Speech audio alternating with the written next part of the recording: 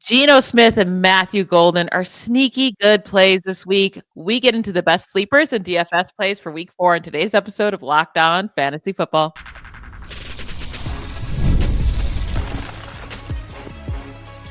You are Locked On Fantasy, your daily NFL fantasy podcast. Part of the Locked On Podcast Network, your team every day. Welcome into the Locked On Fantasy Football podcast. Thank you for making us your first listen every day. I'm one of your co-hosts, Michelle Magdziuk, and when I'm not doing this, I am a researcher and fantasy analyst with NFL Network. And I'm your other co-host, Vinnie Iyer. When I'm not doing this, I'm writing about NFL fantasy and betting for sportingnews.com. Today, we're getting into our favorite sleepers of the week. So if you are making some tough decisions for your lineups and you need to pick up guys off the waiver wires or some guys that have been struggling on your bench, that maybe you can start this week, we'll get into those players. Then we'll get into our favorite DFS plays of the week. So our PrizePicks picks of the week, and then end today's show with our FanDuel lineup. Let's start with our sleepers of the week. We will each give our favorite quarterback, running back, wide receiver, and tight end sleeper. Let's start at quarterback. Who do you have, Vinny? Yeah, we've talked about it a bit in terms of the matchup. It's really good. This game could go in the high-scoring direction, even though you have some defenses that, on paper, one force a lot of turnovers. One has got a reputation that they haven't held up to. Steelers, Vikings in Dublin. If you want a little bit of Saturday morning action, maybe you don't force them into your 1 QB lineups, but 2 QB superflex. It's Carson Wentz. You could also look at him in a sense of DFS as well this week, that you could play him. He's rather cheap. You get him in your lineup. Again, this Vikings passing game should have success against Steelers. Really, the whole Vikings offense should. Justin Jefferson got warmed up a little bit with Wentz. You get Jordan Addison back. That should just add another factor on the field with Jalen Naylor and TJ Hawkinson. So the weapons are there. Potentially high scoring again with a Steelers defense that's reeling. They could go back and forth a bit, him and Aaron Rodgers in this game. So I do like it. Carson Wentz going overseas. It's not JJ McCarthy going to Ireland, but Carson Wentz getting that opportunity in this week's game. Yeah, it's really not a bad start. Now, if I think this guy you can also find on waivers a lot, and if he's out there, I'd rather have him. It's Geno Smith who gets to play the Bears. Through his first 3 games, it's been kind of a roller coaster where week 1, it was a solid enough performance, 17.5 points. Then in week 2, absolutely terrible with just 3.2 points. And then in week 3, though, a great performance with 26.1 fantasy points. He threw 3 touchdowns this past week. And then he gets to play the Bears, which no team has allowed more passing touchdowns than the Bears this season. They've allowed the 7th most passing yards per game. Now, they did shut down Dak Prescott, but I think that has to do more with the Cowboys' just instability on offense than it has to do with the Bears' defense. JJ McCarthy scored 22 points against the Bears in week 1. Jared Goff, 34 points in week 2. This is on the road. I think Geno Smith has a good game this week. Yeah, I think, as I mentioned a lot, the Raiders came in wanting to be a running team. They're a passing team, throwing 65% of the time. They do not want to do this, but when your defense stinks and your offensive line can't block for your prized rookie running back, that's what you're going to do and throw. And look, Geno is a bit of a roller coaster, as Michelle said. He comes with some risk because he could melt down. The other thing that happened with Dak Prescott is losing CeeDee Lamb. He lost his key weapons, where you don't have that here. You got Brock Bowers. You got Jacoby Myers, you got Trey Tucker, you got plenty here, and the volume will say that, look, it's all going to add up to a good day for 2 of those guys at least, right? Could be all 3 that do some damage. So if they're having good games, you got to go to the guy throwing to them, and Geno Smith. Now, I'll get into my running back here. This is actually the best running back matchup of all the games, believe it or not. It is the Chiefs versus the Ravens at home.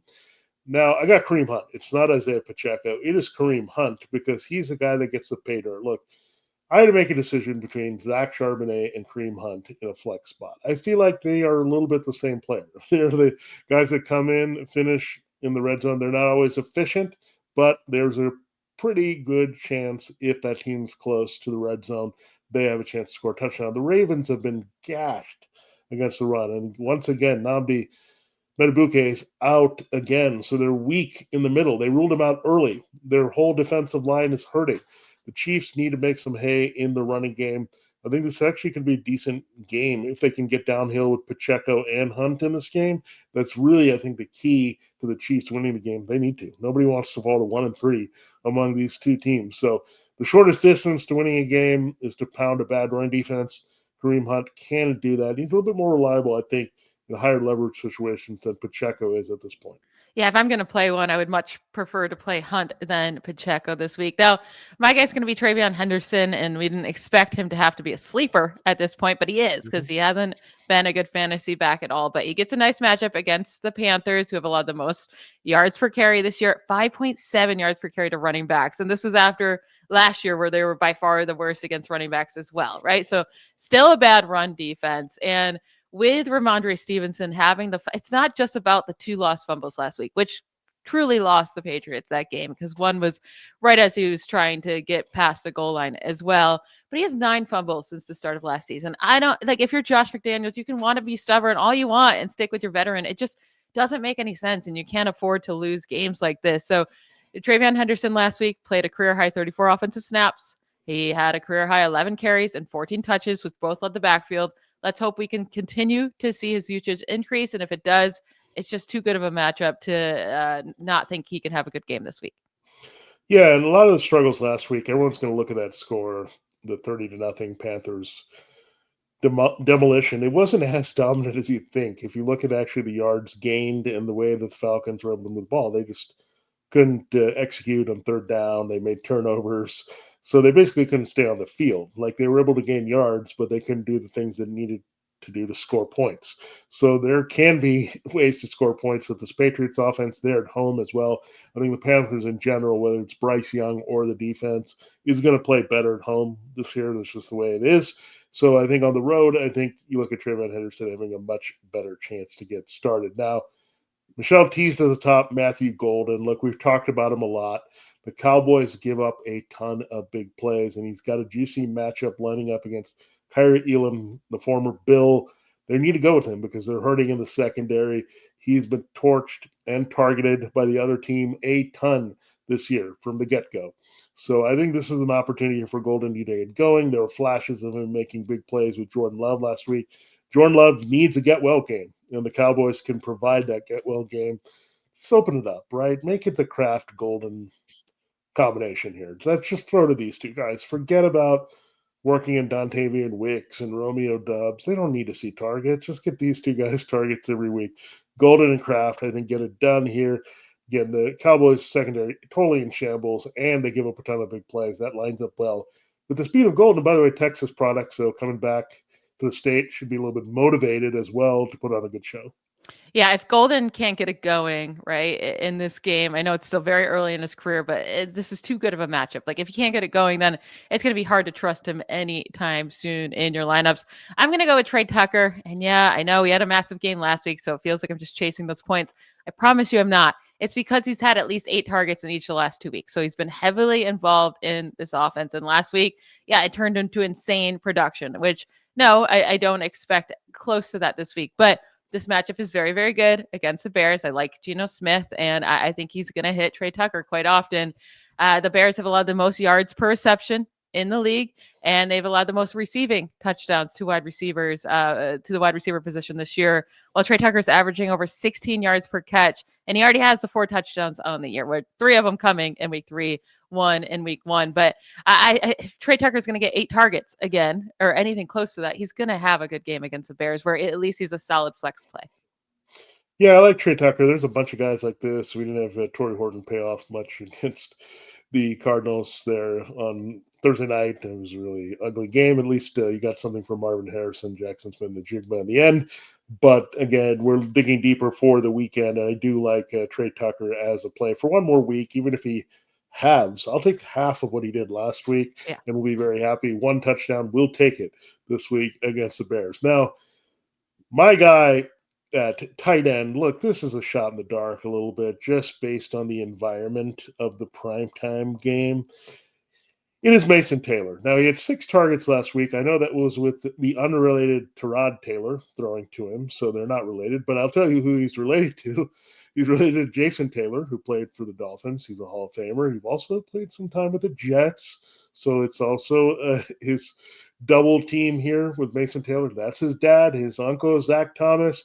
His aunt is Joy Taylor, who you know from TV.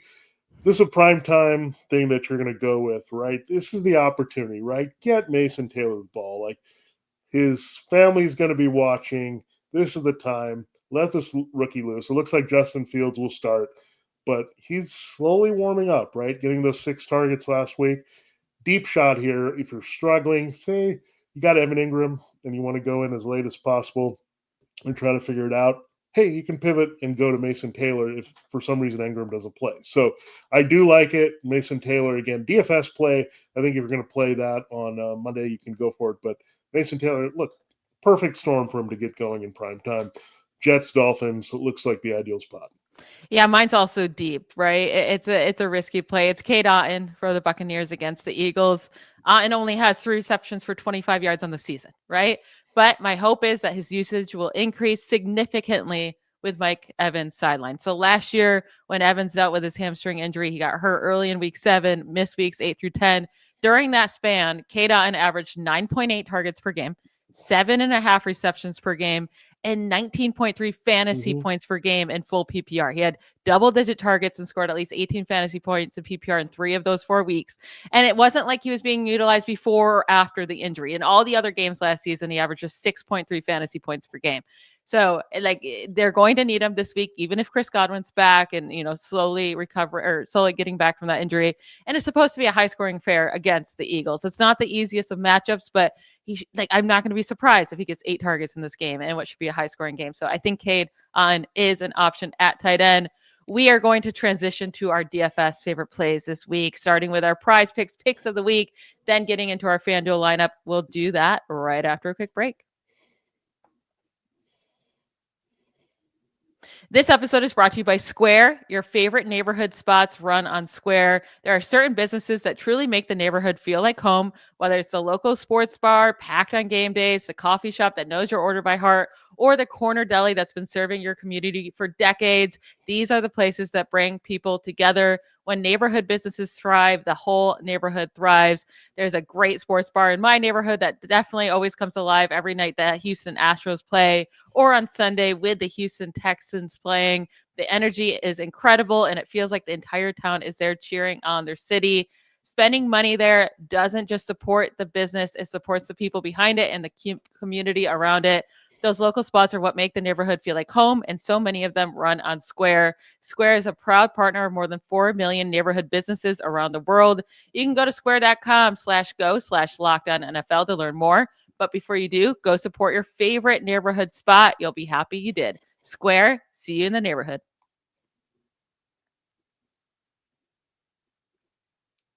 All right, this episode, Locked On Fantasy Football, is also brought to you by DoorDash. It's almost the weekend. Time to look back and crown this week's MVP on Who Delivered, powered by DoorDash. Just like you can win every Saturday with DoorDash streak, saving more every time you order.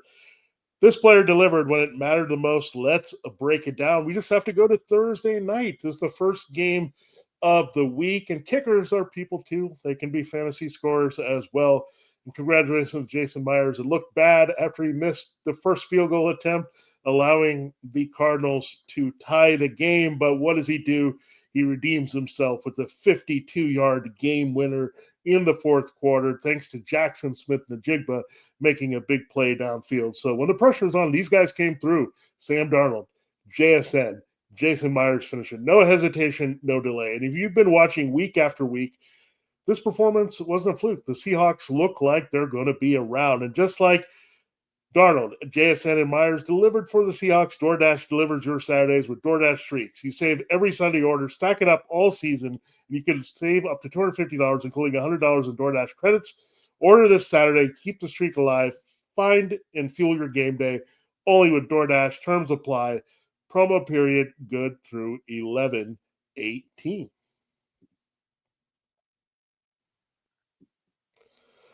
All right, time to get into our fun segment here in the middle of the show. It's the picks of the week. And we've been doing pretty well on these as we've looked at the numbers here.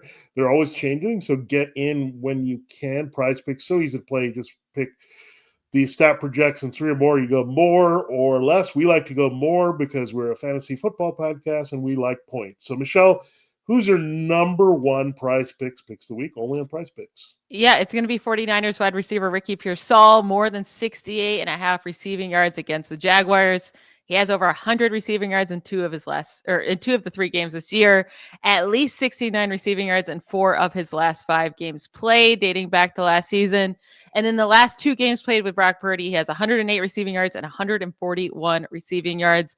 The wide receiver 1 against the Jaguars this season, Jamar Chase put up 165 yards, Nico Collins 104, and then Tetairoa McMillan in week 1 in his first ever game in the NFL, 68. So a half a yard under this. But Ricky Pearsall, I feel very confident, will be the leading target, at least wide receiver for the 49ers. Purdy should be back. I'm liking this over. Yeah, Ricky Pearsall should play. That's the whole indication right now. I don't think Juwan Jennings is going to play, which also makes this Pearsall pick better by Michelle here at 68.6. The Jaguars are not great, even though they've shown a little bit of defense here early this season. Now, I'm going back to that Dublin game early. Yes, I'm going to be watching it early. And TJ Hawkinson, raise a pint of Guinness for him because I think he'll have 36.5 receiving yards more than against the Steelers. The Steelers really struggled against the tight end. The Patriots had their way. I know Hunter Henry scored a couple times, but it wasn't just him. There were just a lot of things happening against that Steelers defense that the tight end is a weakness, right? You lose a guy that's in the middle, like Minkah Fitzpatrick, things are going to change in your tight end coverage, and that's exactly what you're seeing. So Hawkinson, a very low number. I don't worry about the return of Jordan Addison. I think it actually could help that there's 2 receivers taking some attention, and Wentz seems to have a little bit better chemistry out of the gate with Hawkinson than you have with J.J. McCarthy. So 36.5. Hawkinson started turning around last week. I think he builds on this week against the Steelers in Dublin. Yeah, I'm a big fan of TJ Hawkinson. Keep playing him as long as Carson Wentz is the starting quarterback. Now, I have a tight end one as well, and it's Jake Ferguson, more than 54 and a half receiving yards against the Packers. Guess who has the 3rd most targets in the league this year? It's Jake Ferguson. Who would have thought? But only Puka Nacua and Chris Olave have more targets through the first 3 weeks than Jake Ferguson does. And he has 26 targets over the last 2 games, recording over 75 receiving yards in both of those weeks. And again, it's more than 54 and a half yards. With CeeDee Lamb sidelined with an injury, I don't see how Ferguson's targets decline at all. And yes, the Packers defense is great, but the one area where they've been able to be beat is the tight end position. In week 1, Sam Laporta had 79 receiving yards against them. In week 2, Zach Ertz had 64 receiving yards against them. Week 3, they played the Browns. David Njoku and Harold Fanning, they combined for 65 yards against them. So again, all of those easily broke that 54 and a half receiving yard mark. If he's getting the targets, I don't see how he doesn't hit this, especially since we think the Cowboys are going to be trailing most of this game and passing a ton. Yeah, I like this number and maybe set a little bit and getting a jump on that with the Lamb uncertainty. So it's good to look for those numbers, dig deeper a little bit on the prize picks to find the ones that you enjoy. I didn't have to dig too deep here, but it's kind of an underrated thing. And I was looking at this number. I was a little surprised. It was Saquon Barkley more than 15 and a half receiving yards against the Buccaneers. Now, why I like this number a lot is the Buccaneers do give up a lot of receiving yards to the running back, going back to Bijan Robinson early in the season. It just has been a thing that they do because they're not the linebackers that they used to be there. They have Lavonte David, but not a lot there in coverage. So when you look at that, they're also good against the run. We know that Vita Vea inside. I think Barkley was shut down a little too easily by the Rams last week. If that happens again, the Eagles are going to try to find a way to get the ball in his hands in the open field, and that's the best way to do that here is to throw the ball to him. So I like it quite a bit in this game. Again, the Buccaneers, one of the most giving teams. Look, Seattle has proved to be a very big weakness. They allowed a touchdown to Mary DeMarcado last night. So this thing is a weakness that tends not to get better, right? It's just going to linger throughout the season, much like covering tight ends. If you're bad at covering backs, you can often be bad at covering tight ends or vice versa. So all that. So I do like Saquon Barkley more than 15 and a half receiving yards at Tampa Bay. Now, my last one is Tetairoa McMillan. This is kind of a fun one. It's more than 22.5 receiving yards over his first 2 receptions in the game against the Patriots. So, I really love McMillan this week, just overall. I think he's a great play. But McMillan is averaging 15.4 yards per reception. He already has 6 receptions of over 20 receiving yards this season. That's tied for the most in the league through the first 3 weeks with Puka Nacua and Jaxson Smith-Njigba. And the New England Patriots, who he's facing, have allowed the most receptions of 20-plus yards this season with 14. So I think he has some big plays coming to him this week. His average, would already put him at over nearly 31 receiving yards over the first 2 receptions, and he only needs more than 22.5. So I like this one a lot. Yeah, I agree with you there. McMillan is kind of their big play guy. They just throw it up to him, hope he catches it, and much like JSN, right? He's a little bit bigger, and he has that catch radius who can make those plays, but we saw that last night. Sam Darnold, you got to give the guy a chance. Just throw it up to the guy, and I think Bryce Young is definitely doing that with Tet early season. The foot injury doesn't seem to be an issue. He's good to go here for this matchup in New England. Now, we got to mention the rookie Jaxson Dart. I wanted to work him in some way into the show because I don't totally feel confident playing him straight up in fantasy this week.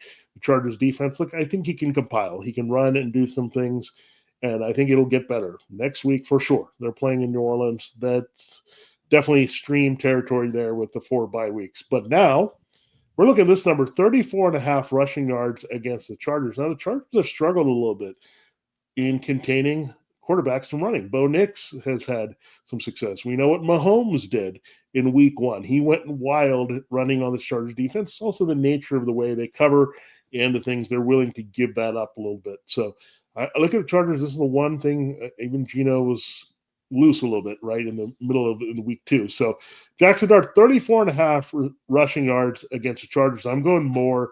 This guy's an extremely good athlete. He's going to move around, and what do rookie quarterbacks do when things break down around them?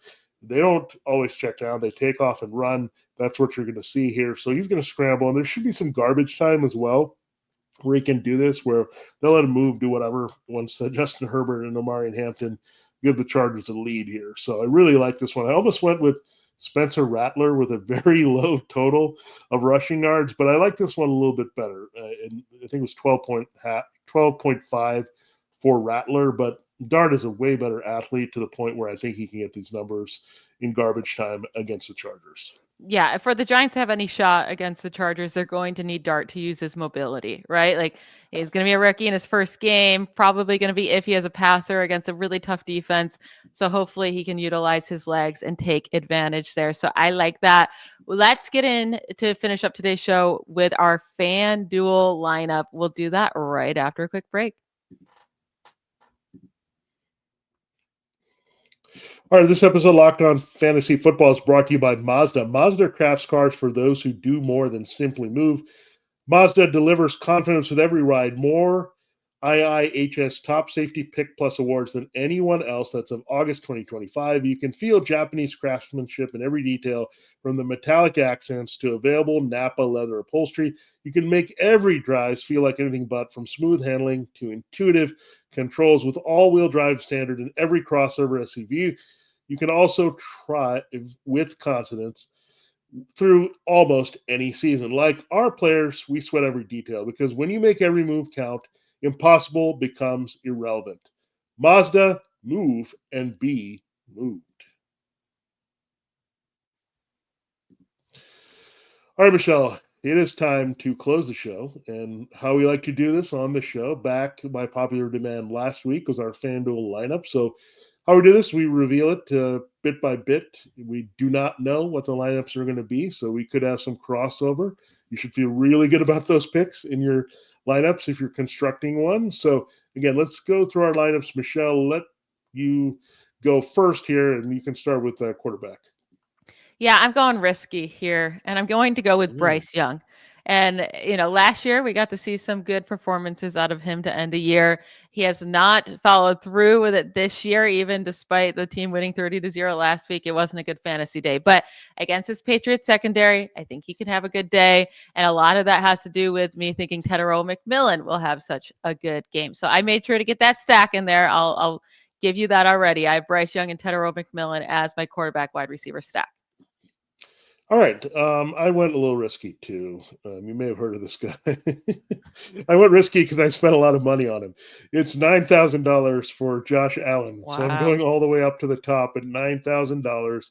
I do have a stack with him, but it's not at wide receiver. So I'll save that for a moment. But because you revealed one wide receiver, I'm going to do that as well. I'll use the bingo space that we talked about earlier in the show. It's Ricky Pearsall. If he plays 6,300 against the Jaguars, I have him as my wide receiver 2 in this lineup based on cost. So I'm going with him this week, just full disclosure. And then if he's not playing for some reason, I will pivot to Deebo Samuel there in that spot. I like it. And I fully think he's going to play and have no issues. I think they're just being safe with him in practice. So yeah, Ricky Pearsall's a great get there. We can just keep going through our wide receivers. For my other 2 wide receivers, I have Rome Odunze, who's been on fire, the wide receiver 3 so far in the season. Good matchup against the Raiders, who have allowed the 4th most fantasy points. So I thought he was very fairly priced at 7,200. And then I'm going with Quentin Johnson. Again, like way too cheap for him, 6,200. He's been killing it every week, getting touchdowns. The Giants are not a tough opponent whatsoever. So my 3 wide receivers, and I also have a wide receiver in the flex, but I'll wait for that. Rome Odunze, Tetairoa McMillan, and Quentin Johnston. All right, I love Rome Odunze too, so we don't need to speak more on that. We've really said how great he can be this week, and the price is never going to be better based on his potential, and I think it's only going to go up from here. So take advantage of that. 7,200. Pearsall is my other receiver. I'm tapping into that Geno Smith attack, not with Trey Tucker, but with Jacoby Myers, 6,100. I'm playing him. He's got a really good matchup this week. So I got Odunze, Myers, and Ricky Pearsall as my receivers. I do have more of the Chargers. I will mention that in a little bit. Hey, I'm guessing it's probably the same guy here because at running back, I went with Omarion Hampton. I mean, it's hard not to. He's not priced super high at 7,000. He's going to get all the workload in that backfield. It's a great matchup against the Giants, who are allowing a ton of yards per carry this year. So I'm going with Omarion Hampton, who had that breakout game last week. And then I'm paying up for James Cook, one of my more expensive guys of the week. But he's just been so incredibly good this year. We expect the Bills to beat up on the Saints. He's going to get a ton of work, probably score a touchdown or 2. So I'm willing to pay up for him. So I have James Cook and Omarion Hampton as my 2 running backs. All right, just to make all this clear, we have not seen our lineups before this moment, before we're talking about it right now. I don't need to say anything else because those are my 2 running backs as well. It's James Cook and Omarion Hampton. So the little difference there is I'm going with a bit of an onslaught strategy with Josh Allen and James Cook. I want all the touchdowns. Give me all the touchdowns in the red zone against the Saints rushing. I want all of them. I'm greedy, so that's where I'm going with James Cook and Josh Allen, but I might have another Bill still in the lineup. Wow, you were going all in there. So yeah, that's funny. We have the same running backs now. For my tight end, we'll keep flex for last. I'm going with Zach Ertz. It seems like Terry McLaurin isn't going to play, right? And it's Deebo Samuel and Zach Ertz out there. And as long, obviously I'll feel much better if Jaden Daniels is out there instead of Marcus Mariota. But Zach Ertz should get the targets and he's had a couple good games already this season. Yeah, I like it. I like plugging in a guy that's going to get a few more targets this week, potentially. So love that. I'm going back to the Bills, and I'm going to make sure that I have all the passing touchdowns in the red zone, too, with Dalton Kincaid. So I feel pretty good. Like, if they score 45 points and these guys all combine to do some damage, I'm going to feel really good about it. I don't see any way the Saints are going to slow down this attack, and the Bills are going to keep stepping on the gas as long as they can into the 4th quarter. So I do like it. The price is nice, 5,600 Dalton Kincaid. So I'm going onslaught with Allen, Cook, and Kincaid. Now for my flex, I was able to pay way up and get the top cost at wide receiver because I had such good values with Bryce Young and Tetairoa McMillan and Quentin Johnston and Zach Ertz. I was able to go get Puka Nacua, who has been the top wide receiver in fantasy this year. Has been a beast. 9,400 spent up, but I'm okay with it because I think the Colts will be able to put up points against the Rams. Puka's going to have to do his thing like he always does. Yeah, and Devontae Adams, look, there's some concern about his playing. I think he'll end up playing, but he's got a hamstring issue, so I wonder if they might limit him a little bit in the game. That would obviously open the door for more Nacua targets and key playing time there if that's the case. So watch out for that. Now, I'm going Xavier Worthy. I'm taking a shot. It looks like he's practicing in full, so he should be back here. The Ravens give up a lot of deep balls here, so I want a piece of this exciting game that everyone's going to tune into. The Chiefs Ravens in that 425 window. So I wanted a little bit of that. So I'm playing Xavier Worthy. Hopefully he'll pick up where the great Tyquan Thornton left off. Nice. And then for my defense, I'm going with the Chargers. I'm excited to get to watch Jaxson Dart. At the same time, though, he is a rookie. We got Malik Neighbors will play, but still banged up. Right, the Chargers are a really good defense, so they weren't top money here. It wasn't like paying up for the Bills against the Saints, or the Lions against the Browns. So 44,000. I like that price against a rookie quarterback. Yeah, everyone might be on the other side of this game if you're looking for defense, but I just had to go bargain basement here. I go for the Titans at 3,500. Look, the Texans' offensive line is going to give up sacks. It seems like everywhere you go, the Texans play like low-scoring, ugly games at this rate.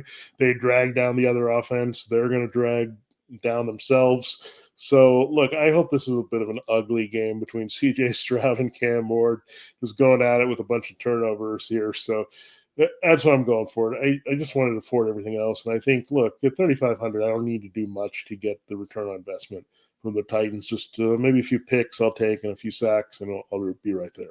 Yeah, the Texans offense looks so bad. I don't mind that pick at all. To recap, I have Bryce Young at quarterback, James Cook and Omarion Hampton at running back. My wide receivers are Roma Dunze, Tetairoa McMillan, Quentin Johnston with Puka Nacua in my flex. Tight end is Zach Ertz, and then my defense is the Chargers. Yeah, so I have that Allen Cook Kincaid trio from the Bills, Hampton, Cook. We have the same backfield.